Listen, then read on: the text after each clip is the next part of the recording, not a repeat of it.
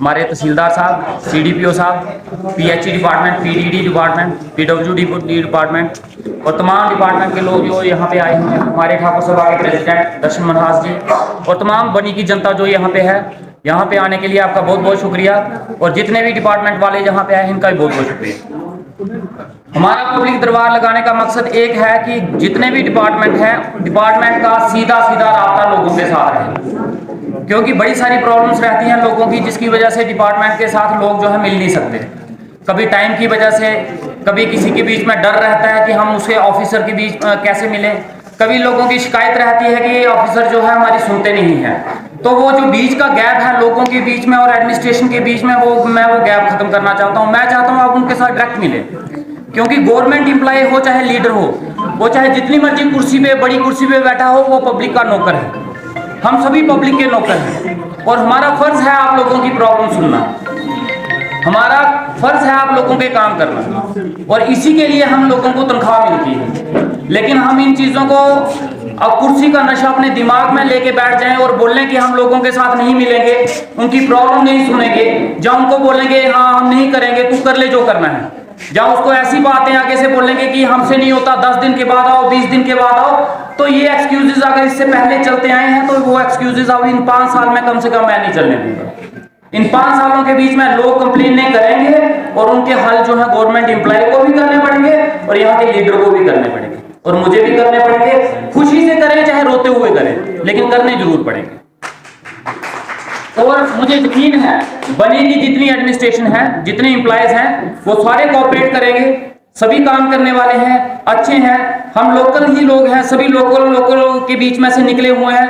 तो मुझे नहीं लगता कि हमारे बीच में कोई ऐसा एम्प्लॉय होगा जिसको ये लगेगा कि नहीं ये ऑफिसर है, ये हमसे मिलता नहीं है। अगर ऐसा है तो वो इस चीज को छोड़ दे, अब लोगों के साथ मिलकर काम करना शुरू करें। हमारे यहाँ पे बड़े सारे मुद्दे उठे और सबसे ज्यादा मुद्दा उठा बिजली डिपार्टमेंट का। बिजली विभाग को लेकर लोगों की, तकरीबन मैक्सिमम लोगों की शिकायत बिजली विभाग को लेकर रह रही है। तो मौके पे बिजली विभाग के जितने ऑफिसर थे उन्होंने कंप्लेन सुनी भी है, हमारे एसडीएम साहब ने भी नोट की है, तहसीलदार साहब ने भी नोट की है। और मैं चाहूंगा अगला दरबार जब लगे तो उनकी जितनी प्रॉब्लम्स हैं वो मैक्सिमम सॉल्व होनी चाहिए। ये सारी प्रॉब्लम्स लेके अगर फिर से यहाँ पे आते हैं तो फिर मुझे लगता है कि डिपार्टमेंट काम नहीं कर रहा है। ये दरबार लगाने का मकसद ये नहीं है कि आपने बोला, इन्होंने सुना और यहां से चले गए। दरबार लगाने का मतलब ये है कि आप बोलोगे, ये सुनेंगे और आगे दरबार से पहले पहले आपकी प्रॉब्लम का हल होना चाहिए। अगर वो प्रॉब्लम का हल नहीं होता और फिर से वही प्रॉब्लम आती है तो फिर कहीं ना कहीं डिपार्टमेंट की वो कमजोरी है, नालायकी है, तो उसके ऊपर हमें भी कहीं ना कहीं एक्शन लेना पड़ेगा। और मुझे नहीं लगता कि डिपार्टमेंट अपनी कमियों को पूरी करने के बजाय उसके लिए कोई एक्सक्यूजेस देगा। और जितने भी डिपार्टमेंट है और हमारे तहसीलदार साहब और एसडीएम साहब को पहले तो मैं बहुत बहुत मुबारकबाद देना चाहूंगा, उनकी प्रमोशन हो चुकी है। मैं चाहता था कि मेरे 5 साल के टाइम पर मैं एसडीएम साहब यहाँ पे रहें, लेकिन शायद अब वो कभी भी यहाँ से जा सकते हैं। एक बड़ा अच्छा टाइम निकाला उन्होंने, बहुत कुछ एसडीएम साहब से सीखने को मिला। तो ऐसे ही नए एसडीएम साहब आएंगे, वो भी मिलके चलेंगे।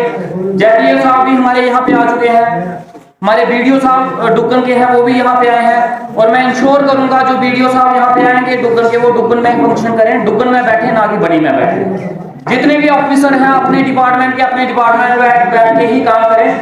हमारे जेडीओ साहब जो आज का चार्ज है, जिनके पास कल को कोई और आ जाएंगे, लेकिन बहुत खूबसूरती से इन्होंने काम चलाया, लोगों के लिए सोचते हैं, बिलावर के हैं बेसिकली, लेकिन बनी के हित के लिए सोचते हैं कि किस तरीके से जो हमारे दूर दराज के इलाके हैं, जो पहाड़ी इलाके हैं, जहाँ के स्कूल हैं, जहाँ पे टीचर की कमी है, उनकी कमी कैसे पूरी की जाए।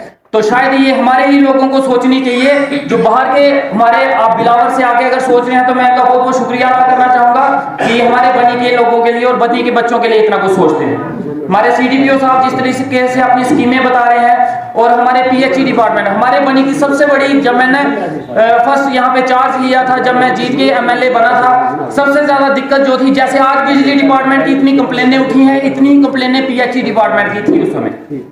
हद से ज्यादा कंप्लेनें, दिन में अगर मुझे 1000 फोन आते थे तो 1000 में से 900 फोन तो सिर्फ PHE डिपार्टमेंट के होते थे।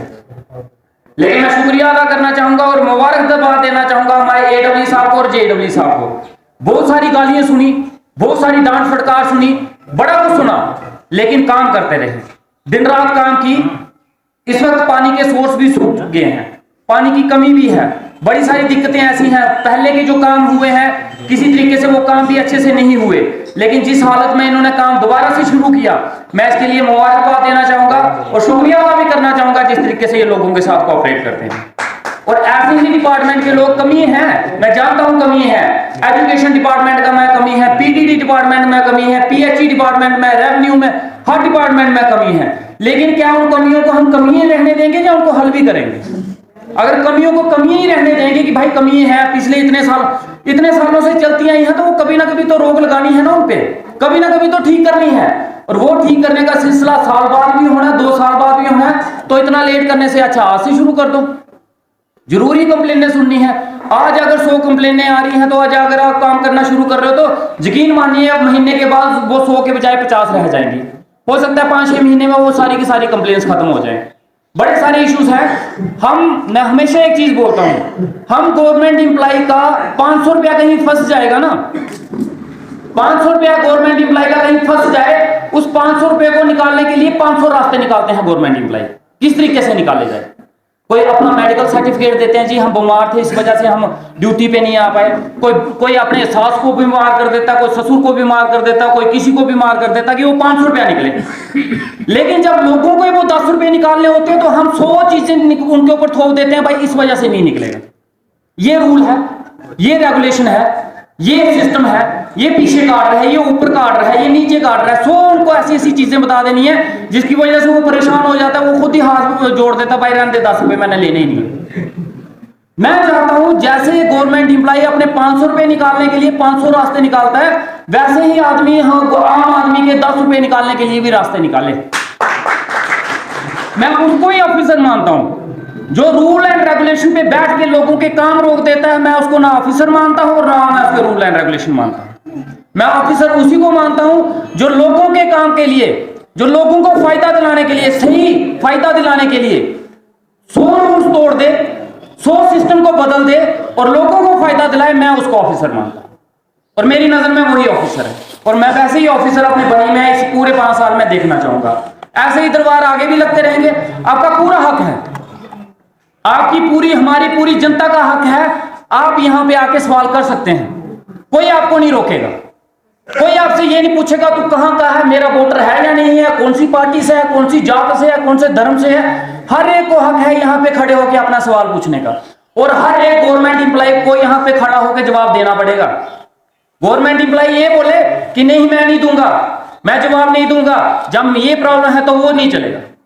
अगर मुझे दिन में 100 फोन आते हैं तो उसमें से 20 फोन ऐसे भी होते हैं जो गालियां निकालते हैं, मैं भी सुनता हूं, गवर्नमेंट एम्प्लॉय को भी सुनने पड़ेंगे।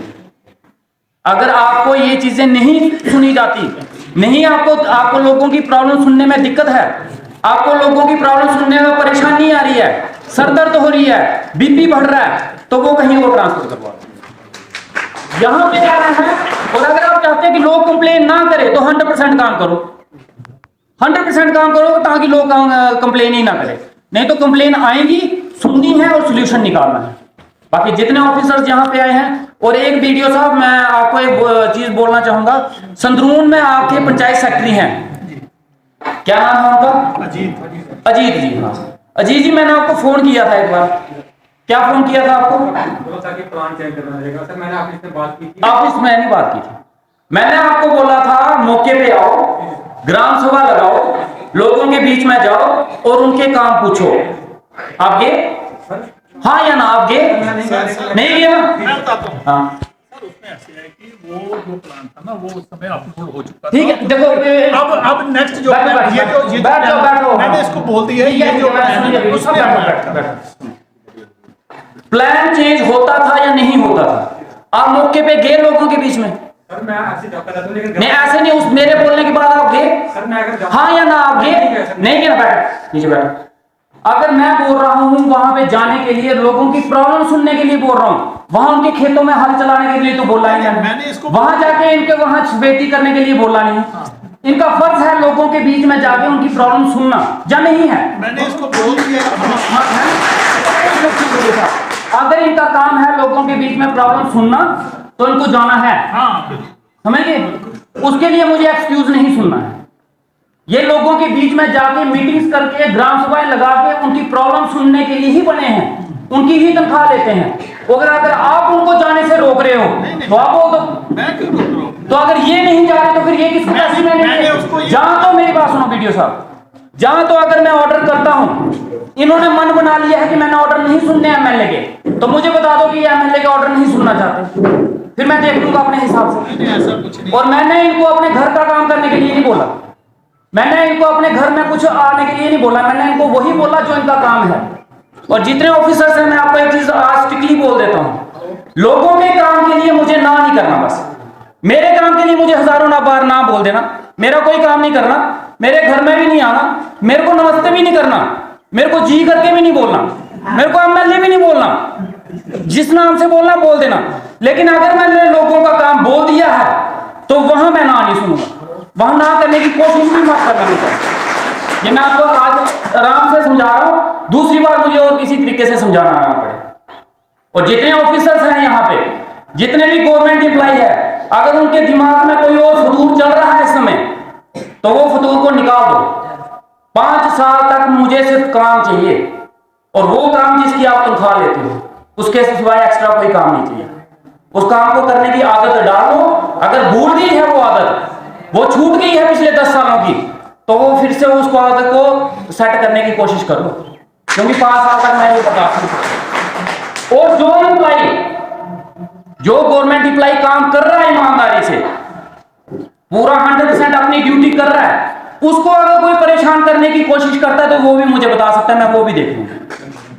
मैं उस हर एक गवर्नमेंट एम्प्लॉय के साथ खड़ा हूं जो लोगों के लिए काम कर रहा है, जो अपनी ड्यूटी ऑनेस्टी से कर रहा है। अगर उसको कोई परेशान करने की कोशिश करता है, वो फिर चाहे कितना ही बड़ा उसी का ऑफिसर क्यों नहीं होगा, चाहे वो स्टेट में बैठा है, वो चाहे जम्मू में बैठा है, कठुआ में बैठा है, हमारे यूटी में कितना ही बड़ा ऑफिसर क्यों नहीं होगा, उसको तंग करने की कोशिश करेगा, वो मैं देख लूंगा।